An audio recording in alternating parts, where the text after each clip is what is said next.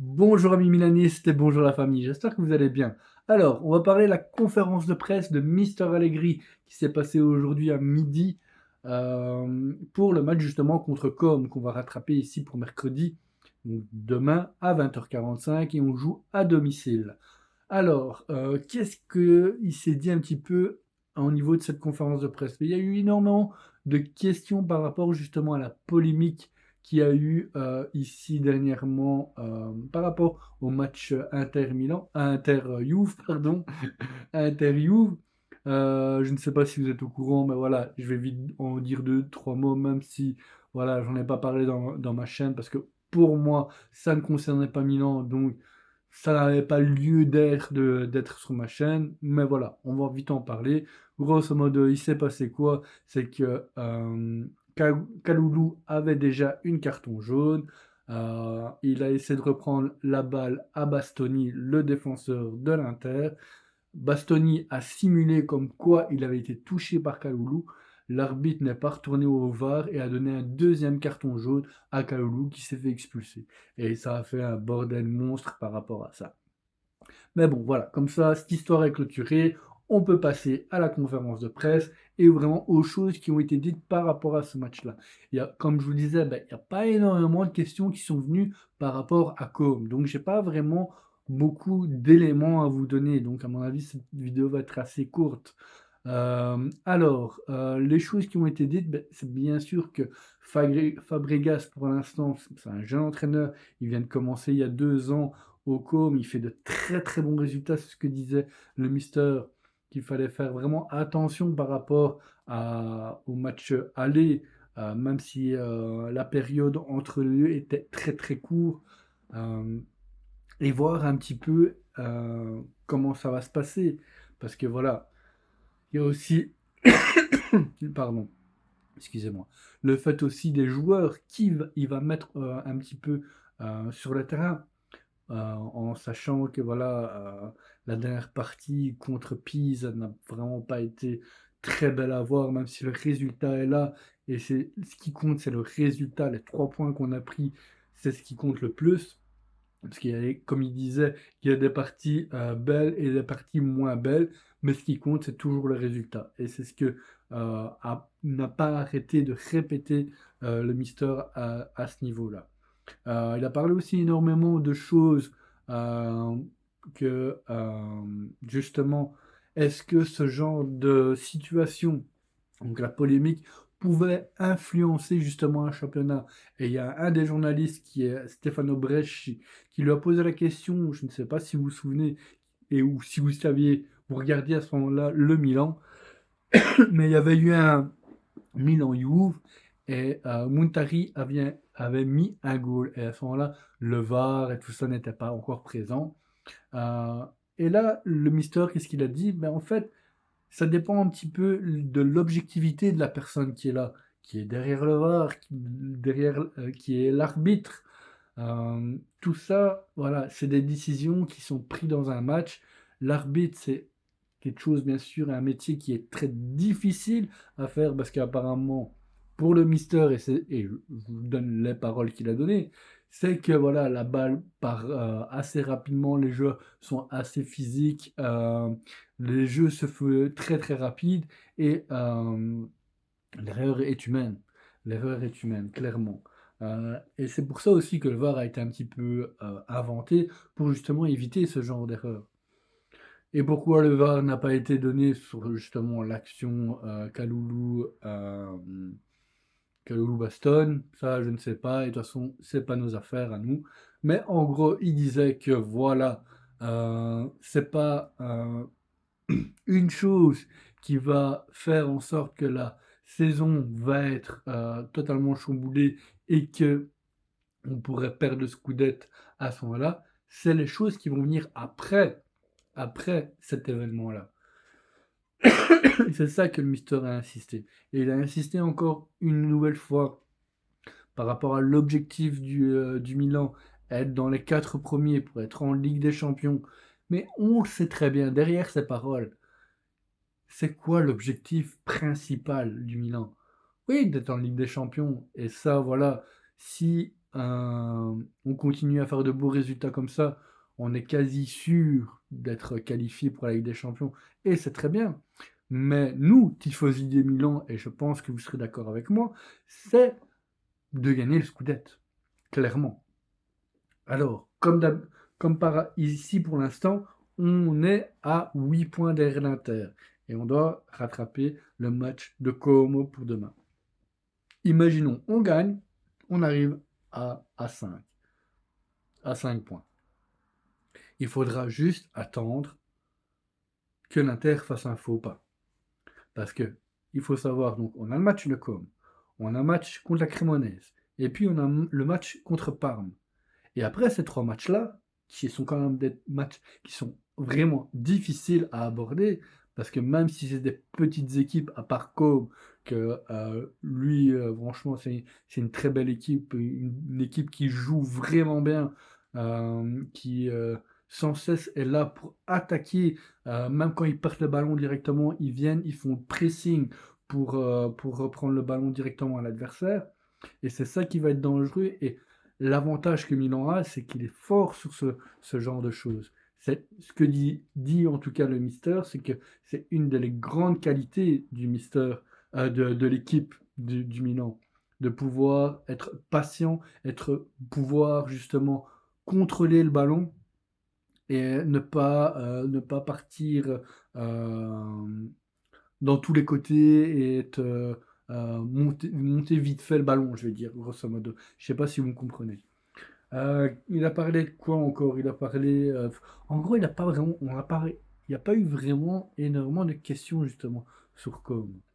Il disait bien sûr qu'il félicitait vraiment Fabregas par rapport à ça.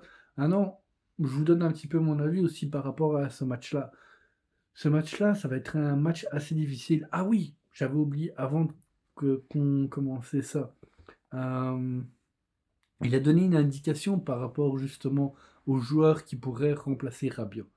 Un des journalistes lui posait la question, ouais, est-ce que vous mettrez plus Ricci ou vous mettrez plus Loftus-Cheek à la place de Rabiot? Et lui, qu'est-ce qu'il a dit? Il a directement dit, en fait, il faut savoir que Yachar va bien. Et il y a encore un entraînement, il doit l'évaluer. Donc, s'il parle de Yachar, c'est qu'il y a de grandes possibilités que Yachar soit présent, soit titulaire pour demain. Et moi, ce que j'attends, en fait, et je ne sais pas si ça va se réaliser, mais c'est que le milieu de terrain va être quoi? Va être Ricci, Modric, Yachar. Donc, Ricci et Yachar en mezzal. Et Modric comme au milieu des deux. À voir maintenant. Parce que là, on parle vraiment de joueurs qui sont là pour euh, faire tourner le ballon.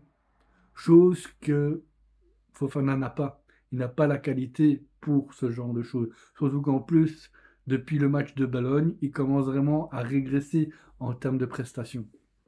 Donc, j'espère, en tout cas, franchement, j'espère vraiment que pour ce milieu de terrain, Yachar, il va pouvoir montrer en fait toutes ses compétences parce que c'est un joueur qu'on a acheté à 40 millions d'euros. Oui, bien sûr, il a été blessé. Il a eu une longue période de rééducation, de remise à niveau, pour reprendre justement sa condition à 100%.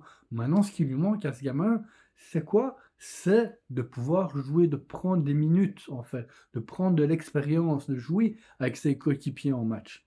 C'est ce qui manque. Et je sais bien que si demain, le Mister le aligne, il va faire un super match. Moi, j'ai confiance en lui. C'est un joueur que franchement, j'apprécie. Je ne sais pas vous, qu'est-ce que vous en pensez par rapport à ça, mais moi, en tout cas, je l'apprécie fortement. Après, en termes de formation, il n'a pas donné vraiment d'indication qui serait en attaque. Est-ce que Rafaelo va être mis titulaire ou est-ce que ça va être encore Nkunku? Est-ce que Fulkrug va pouvoir commencer dès la première minute ou va être encore en rôle de remplaçant en cours de match?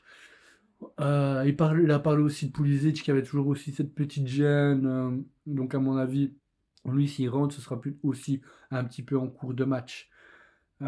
Et pour revenir justement sur ce match comme au Milan, Moi, ce qui m'inquiète un petit peu, c'est par rapport justement au match de Pise. Si Milan part sur le principe de faire le même match qu'à Pise, on va se faire déchirer la gueule, clairement. Mais je pense pas. Parce que Milan, il a une qualité, c'est de savoir s'adapter à l'adversaire.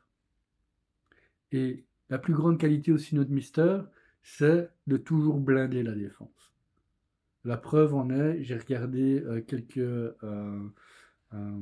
vidéos tactiques par rapport justement à ce Milan Pise, et on voit que les demandes du Mister Allegri sont toujours d'avoir au minimum les 5 défenseurs derrière, pour blinder la défense, pour éviter de prendre des goals.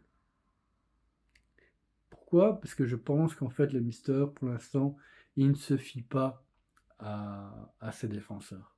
Il ne l'a pas dit dans la conférence de presse, mais c'est le ressenti que moi j'ai et que j'ai aussi pu entendre euh, via les autres journalistes, les autres youtubeurs que je regarde assez régulièrement pour justement pouvoir vous donner des vidéos. Maintenant, à voir. Pour la formation probable, moi j'espère en tout cas revoir De Winter à la place de Tomori, Gabbia et Pavlovic. On continue toujours avec l'extérieur, Bartezalli. Comme je vous disais, le milieu de terrain, j'aimerais aussi un Ricci, Modric et Yachar, avec enfin le retour aussi de Saelemaekers, qui sera à mon avis titulaire pour le match. Maintenant, comme attaque, ça va être le grand point d'interrogation. Comme je vous disais, est-ce qu'il va mettre Nkunku, Rafaeleo? Est-ce qu'il va mettre Nkunku, Fulkrut? Est-ce qu'il va mettre Rafaeleo, Fulkrut? Est-ce qu'il va mettre, je sais pas, le Fulkrut Pulisic? Je sais pas. Je sais vraiment pas. Là, c'est vraiment la question qui se pose et à voir.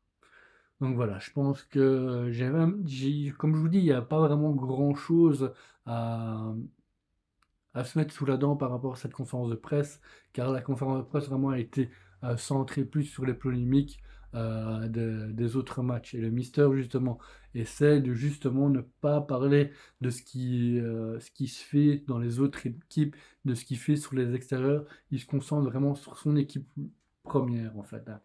Euh, et fait en sorte que ces joueurs restent concentrés là-dessus. Donc voilà, pour aujourd'hui en tout cas, ce sera tout. J'espère que ma vidéo vous a plu. Donc comme d'habitude les gars, n'hésitez pas, abonnez-vous. Je voudrais remercier vraiment les nouveaux abonnés qui sont abonnés récemment. De 28 abonnés, je suis passé à 32 en quelques vidéos et ça fait vraiment plaisir. Continuez, franchement, j'ai vraiment envie d'arriver à mon objectif qui est de 35 abonnés pour la fin février. Franchement, donc n'hésitez pas, abonnez-vous, ça fait vraiment plaisir et ma chaîne en a vraiment besoin. Et aussi, n'hésitez pas à liker, n'hésitez pas à mettre des commentaires parce que ma chaîne en a besoin et ça fait évoluer ma chaîne. Ça me permettra, comme je le répète à chaque fois, de pouvoir être beaucoup plus vu sur YouTube car c'est un algorithme qui génère tout ça et il est vraiment casse-couille par rapport à tout ça. Enfin voilà. Je vous souhaite en tout cas une très bonne journée. Demain, je ferai une vidéo souvent avant le match pour vous donner un petit peu l'information officielle. S'il y a d'autres nouveautés, je vous le dirai en même temps. Et on se verra sûrement le match après le match. Là, je ferai une vidéo, je me forcerai, même si je suis pas bien, même si on a perdu, même si quoi ou qu'est-ce, je ferai la vidéo, je vous le promets les gars. Donc, comme d'habitude, Forza Milan, per sempre, et demain, Milan va gagner. Sempre insieme a te sarò.